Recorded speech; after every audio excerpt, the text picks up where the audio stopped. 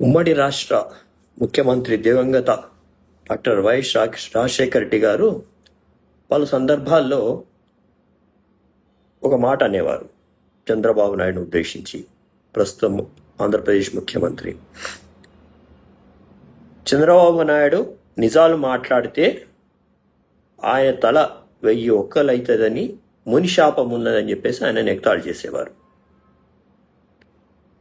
ఇప్పుడు ఈ విషయం ఎందుకు మాట్లాడుతున్నానంటే,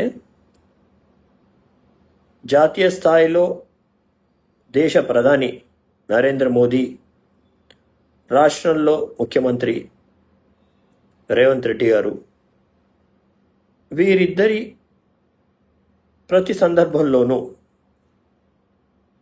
నరేంద్ర మోడీ గత 15 సంవత్సరాలుగా, రేవంత్ రెడ్డి గత 2.5 సంవత్సరాలుగా, నరేంద్ర మోదీ, నెహ్రూ, కాంగ్రెస్ పార్టీని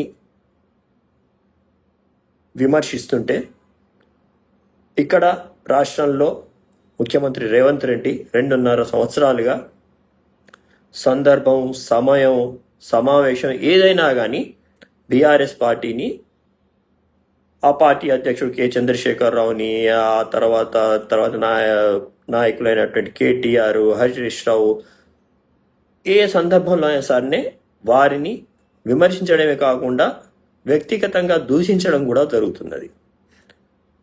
బహుశా వీరిద్దరికీ, నరేంద్ర మోదీకి, రేవంత్ రెడ్డి ఇద్దరికి కూడా దేవుని వరం ఏమైనా ఉన్నదేమో.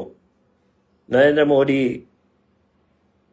కాంగ్రెస్ పార్టీ నెహ్రూని విమర్శిస్తే అధికారంలో ఉంటారని చెప్పి, ఇక్కడ రేవంత్ రెడ్డికి బీఆర్ఎస్ని, కేసీఆర్ని దూషించి విమర్శిస్తే కనుక అధికారంలో కొనసాగుతారని చెప్పేసి ఏమైనా వరం ఇచ్చినాడేమో అని అనిపిస్తున్నది. మొన్న డీలిమిటేషన్ వీగిపోయిన తర్వాత లోక్సభలో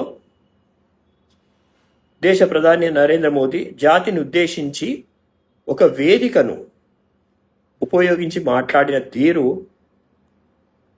మాట్లాడిన 15-20 నిమిషాల్లో కనీసం 40-50 సార్లు కాంగ్రెస్ పార్టీని ఉచ్చరించడం తీవ్ర విమర్శలకు దారితీస్తున్నది. అది కూడా ఎన్నికల ముందు, 5 రాష్ట్రాల్లో, దేశవ్యాప్తంగా జరుగుతున్న 5 రాష్ట్రాల ఎన్నికలకు ముందు ఆయన ఆ వేదికను తన ఎన్నికల ప్రచారానికి ఊహించుకోవడం అన్నది వివాదాస్పదమైనది. అట్లాగే 2 రోజుల క్రితం జగిత్యాల్లో కేసీఆర్ నిర్వహించిన బహిరంగ సభకు పోటీగానో లేకపోతే అంతకుముందు నిర్ణయించుకున్నానని వారు అంటున్న విధంగా ఇదేనా కానీ భూపాల్పల్లి జిల్లా కాటారం లోపల మేడిగడ్డ సందర్శించిన తర్వాత రేవంత్ రెడ్డి ఆ సభలో ప్రయోగించిన భాష, దూషించిన విధానం పలు విమర్శలకు దారితీస్తున్నది. బహుశా అనే రేవంత్ రెడ్డి ముఖ్యమంత్రి స్థాయిని దిగదార్చి మాట్లాడుతున్నాడన్న విమర్శలు వినిపిస్తున్నాయి. ఆయన విధానం మార్చుకోవాల్సిన అవసరం ఉంది. ఇంకా 2.5 సంవత్సరాల ఆ పార్టీకి అవకాశం ఉంది అధికారంలో ఉండటానికి. రేవంత్ రెడ్డికి పత్రికని, ప్రచారంలో ఉన్న ఒక పత్రిక ఆ మధ్య ఒక వార్త ప్రచురించింది. అంతర్గతంగా సమావేశాల్లో కాంగ్రెస్ పెద్దలు లేదా రేవంత్ రెడ్డి స్వయంగా ఇక బీఆర్ఎస్ని దూషించడం, విమర్శించడం అటువంటివి కొంచెం కంట్రోల్ చేసుకోవాలి అని చెప్పేసి ఆయన పత్రిక లోపలనే ఆ వార్త ప్రచురించడం జరిగింది. భాష పరిధులను దాటి, హద్దులు దాటి వచ్చినప్పుడు ఎవరు కూడా హర్షించరు. దాన్ని కంట్రోల్లో చేసుకోవాల్సిన అవసరం ఎవరికైనా, ప్రధానమంత్రికైనా, ముఖ్యమంత్రికైనా, ప్రతిపక్ష నాయకులకైనా ఉండాల్సిందే.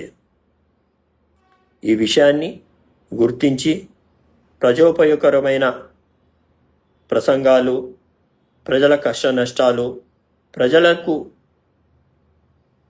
మేలు జరిగే కొన్ని ప్రసంగాలు చేస్తే బాగుంటుందని విశ్వసిద్దాం. Thank you.